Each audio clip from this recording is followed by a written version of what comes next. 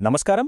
ఈరోజు మనం ఒక పెద్ద, చాలా ఆసక్తికరమైన విషయాన్ని పరిశీలిద్దాం. అదేంటంటే పెట్టుబడిదారీ వ్యవస్థ. అసలు ఈ సిస్టంలో డబ్బు, అధికారం చివరికి ఎవరి చేతికి వెళతాయి? ఈ చిక్కుముడిని విప్పుదామరండి. మనలో చాలామందికి అప్పుడప్పుడు అనిపిస్తూ ఉంటుంది గదా, మన చుట్టూ ఉన్న ఈ ఆర్థిక వ్యవస్థ అదో పెద్ద గేమ్ లాగా, కానీ దాని రూల్స్ ఏంటో ఎవరికీ సరిగ్గా తెలీదు. ఏదో జరుగుతోంది, కానీ డబ్బు, అధికారం ఎవరికి ఎలా వెళుతున్నాయో మాత్రం ఓ మిస్టరీలాగే ఉంటుంది. అద్భుతమైన కొటేషన్ కదా. సరే, ఈ డబ్బు, అధికారం ఎవరికి వెళ్తున్నాయో తెలుసుకోవాలంటే మనం కూడా ఓ డిటెక్టివ్లా ఆలోచించాలి, ఆధారాల వెంటపడాలి. ఒక రకంగా చెప్పాలంటే ఇదొక ఆర్థిక నేరం. దాన్ని ఛేదించడానికి మనమిప్పుడు రంగంలోకి దిగుతున్నాం. మరి మన ఇన్వెస్టిగేషన్ ఎక్కడ మొదలవుతుంది? చాలా సింపుల్. మన కళ్ల ముందు రోజూ కనిపించే ఒక సాధారణ ఆధారంతో. అదే ఒక వస్తువు. చూడండి, మనం కొనేది, అమ్మేది ప్రతిదీ ఒక వస్తువే. ఉదయం తాగే టీ కప్పు నుంచి మన చేతిలో ఉండే స్మార్ట్ఫోన్ వరకు. చాలా మామూలుగా అనిపించొచ్చు, కానీ అసలు మిస్టరీ అంతా ఈ చిన్న వస్తువులోనే దాగి ఉంది. కార్ల్ మార్క్స్ ఏం గమనించారంటే, ప్రతి వస్తువుకి రెండు రకాల విలువలుంటాయి. ఒకటి దాని వినియోగపు విలువ, అంటే అది దేనికి పనికొస్తుంది.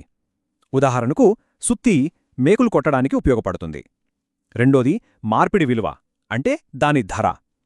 ఇప్పుడు ఆలోచించండి, ఒక సుత్తిని, ఒక టీ బ్యాగ్ని ఒకదాంతో ఒకటి ఎలా పోలుస్తాం? సింపుల్, వాటి ధరను బట్టి. అదే మార్పిడి విలువ అన్నమాట.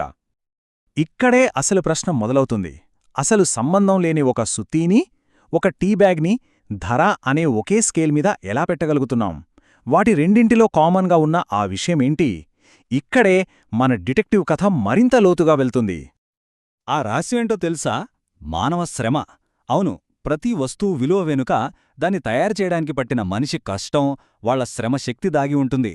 అందుకే మార్క్స్ దీన్ని ఘనీభవించిన మానవ శ్రమ అన్నారు. సింపుల్గా చెప్పాలంటే, ఒక కారు తయారు చేయడానికి 100 గంటలు శ్రమ పడుతుంది. అదే ఒక చొక్కా కుట్టడానికి కొన్ని గంటలు చాలు. అందుకే కారు ధర అంత ఎక్కువ. ఓకే, ఇప్పుడు మనకు విలువ అంటే ఏంటో ఒక ఐడియా వచ్చింది. మరి ఈ సిస్టమ్ అసలు ఉద్దేశమేంటి? దాని కనిపెట్టాలంటే మనం డబ్బు ఎటునుంచి ఎటు వెళ్తుందో ఆ దారిని పట్టుకోవాలి. Let's follow the money. Marks ప్రకారం డబ్బు రెండు విధాలుగా ప్రవహిస్తుంది. మొదటిది వా డా వా, అంటే వస్తువు, డబ్బు, వస్తువు. ఉదాహరణకి, ఒక రైతు తన దగ్గరున్న పంటను అమ్మి ఆ డబ్బుతో తనకు కావలసిన బట్టలు కొనుక్కుంటాడు. ఇక్కడ లక్ష్యం అవసరాలు తీర్చుకోవడం. కాని రెండోది డబ్ వా డబ్ ప్లస్, అంటే డబ్బు, వస్తువు, ఎక్కువ డబ్బు. ఇక్కడ ఒక వ్యాపారి డబ్బు పెట్టి వస్తువులు కొంటాడు, వాటిని అమ్మడానికే. కాని ఎందుకు?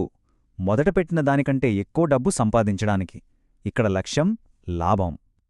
అవును, పెట్టుబడిదారుడికి మొత్తం పాయింట్ అంతా ప్లస్లోనే ఉంటుంది. ఎంత డబ్బుతో మొదలు పెట్టారో అంతకంటే ఎక్కువ డబ్బుతో ముగించాలి. డబ్బుతో వస్తువు కొంటారు, దాన్ని అమ్మి ఇంకా ఎక్కువ డబ్బు సంపాదిస్తారు. మళ్ళీ ఆ డబ్బుతో ఇలా ఈ చక్రం తిరుగుతూనే ఉంటుంది. దీనికి అంతముండదు. కార్ల్ మార్క్స్ చెప్పినట్లు ఈ మూలధన ప్రవాహానికి పరిమితులే లేవు. ఎందుకంటే దాని లక్ష్యం అదే. ఈ అంతులేని సంపాదన అనే దాహమే మన చుట్టూ ఉన్న ప్రపంచాన్ని నడిపించే అసలైన లాజిక్. ఇది కేవలం డబ్బు సంపాదించడం కాదు, నిరంతరం విలువను పెంచుకుంటూ పోవడమే దీని లక్ష్యం. సరే, అంతా బావుంది. కాని ఇక్కడ ఒక పెద్ద ప్రశ్న ఉంది. ఈ అదనపు డబ్బు, ఈ లాభం అసలు ఎక్కడినుంచి వస్తోంది? ఒక వస్తువును దాని విలువకే కొని మళ్లీ దాని విలువకే అమ్మితే లాభం ఎలా వస్తోంది? ఈ మ్యాజిక్ ఏంటి? పెట్టుబడిదారుడు ఫ్యాక్టరీ పెట్టడానికి చాలా వస్తువులు కొంటాడు, ముడి పదార్థాలు, మెషీన్లు, అన్నీ. కాని వాటన్నింటిలో ఒకటి చాలా చాలా స్పెషల్. అదే శ్రమశక్తి, అంటే మనిషి పనిచేసే సామర్థ్యం. ఎందుకంటే మిగతా వస్తువులు వాటి విలువను బదిలీ మాత్రమే చేస్తాయి, కాని ఒక్క శ్రమశక్తి మాత్రమే తన విలువ కంటే ఎక్కువ విలువను సృష్టించగలదు. ఈ లాభం ఎలా పుడుతుందో చూడండి. చాలా సింపుల్. స్టెప్ 1, ఒక కార్మికుడికి జీతమిస్తారు. ఆ జీతం ఎంతుంటుంది? అతని కుటుంబం బ్రతకడానికి సరిపడా. ఉదాహరణకి అది 4 గంటల పని విలువ అనుకుందాం. స్టెప్ 2, కాని ఆ కార్మికుడు రోజుకి 8 గంటలు పనిచేయడానికి ఒప్పందం చేసుకుంటాడు. స్టెప్ 3, అంటే మొదటి 4 గంటల్లో తన జీతానికి సరిపడ విలువను సృష్టించేశాడు. మరి మిగతా 4 గంటలు? ఆ సమయంలో అతను చేసే పనికి జీతం రాదు. స్టెప్ 4, ఆ జీతం చెల్లించని శ్రమనుంచే మిగులు విలువ పుడుతుంది. అదే పెట్టుబడిదారుడి లాభం.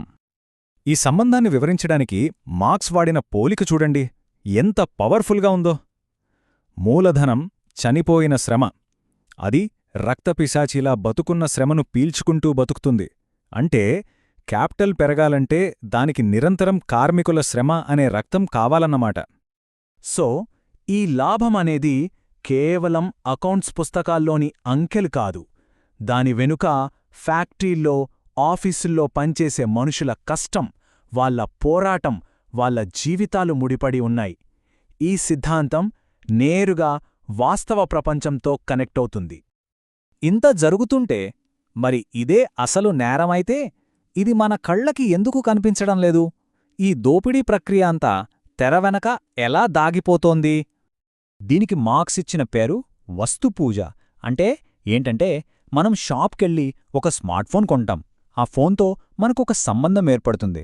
కానీ ఆ ఫోన్ని తయారు చేయడానికి ఎంతమంది కష్టపడ్డారో వాళ్ళెవరో మనకు తెలీదు, మనం ఆలోచించం కూడా.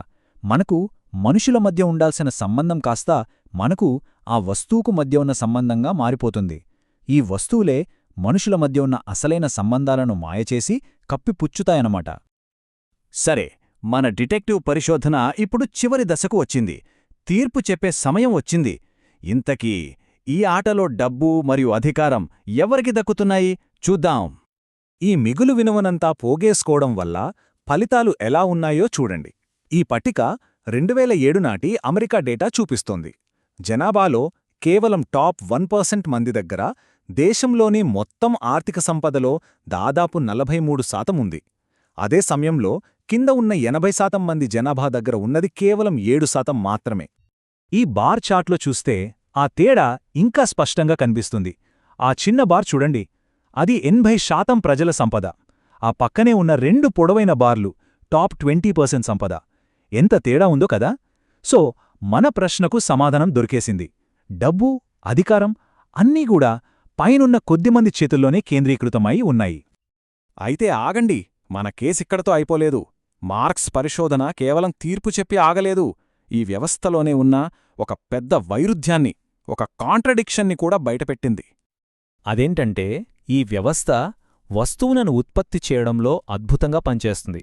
కాని దానిని అంత విజయవంతం చేస్తున్న లాజిక్కే దాని పతనానికి కూడా కారణమవుతుంది. ఎలాగంటే లాభం కోసం ఉత్పత్తి చేస్తూనే ఉంటారు, కాని కార్మికుల జీతాలు తక్కువగా ఉండటం వల్ల వాళ్ళకి కొనే శక్తే ఉండదు. ఫలితంగా మార్కెట్లో వస్తువులు పేరుకుపోయి ఆర్థిక సంక్షోభాలొస్తాయి. అంటే సిస్టమ్ తనను తానే దెబ్బతీసుకుంటుందన్నమాట. సో చివరిగా మనం ఒక ఆలోచింపజేసే ప్రశ్నతో ముగిద్దాం. ఒక వ్యవస్థ యొక్క ప్రధాన లక్షణమే అంతులేని సంపాదన అయితే, ఆ క్రమంలో అది సంక్షోభాలను, అస్థిరతను సృష్టిస్తూ ఉంటే దాని భవిష్యత్తు ఎలా ఉంటుంది? దాని మనుగడ ఎంతకాలం? ఈ ప్రశ్నతోనే మిమ్మల్ని వదిలేస్తున్నాను. ఆలోచించండి.